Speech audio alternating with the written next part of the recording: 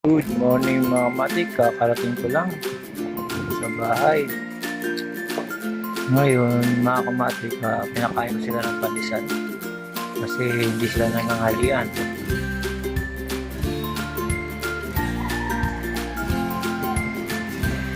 Pinakain na ito pandesal mga kamatik. Ayan. Kaya sa gutom, pandesal mga kamatik na pakain. Ngayon, dahil sa kakarating ko lang mga kamatik, kain muna tayo ng goto may itlog mga kamatik. Ito naman papakain ko sa aso. Tapos pagka natapos yung pandesal mga kamatik, ang oras na ngayon mga kamatik ay nasa 3:30 mga kamatik. Kakarating ko lang mula galing sa trabaho dahil itong oras na ako dumarating. Medyo naantok na rin mga kamatik, hindi ko pa ito nagagawa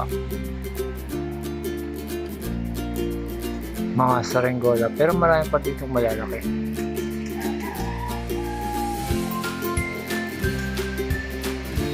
Yan.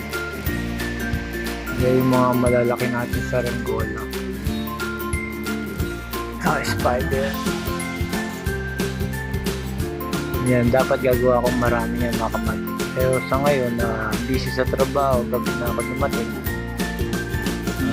baka bukas na lang ako magpupyan para sa Lunes may pantinda ako mga kamatik. Yan mga kamatik, sa ngayon mga kamatik, kain muna tayo ng goto na may kasama itlog. Yun mga kamatik, shiner ko lang mga kamatik itong aking kaganapan sa buhay araw-araw mga kamatik.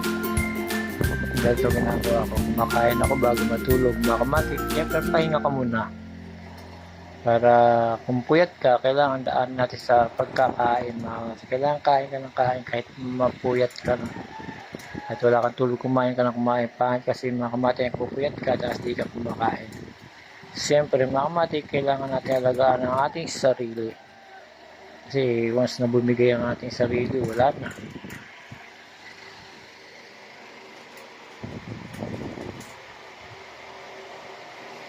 Ayun mga matik, hanggang dito na lang mga matik. Kakain muna ako. Tara, kain tayo. Salamat.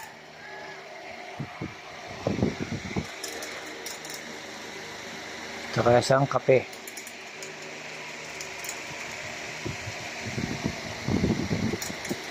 Salamat mga matik.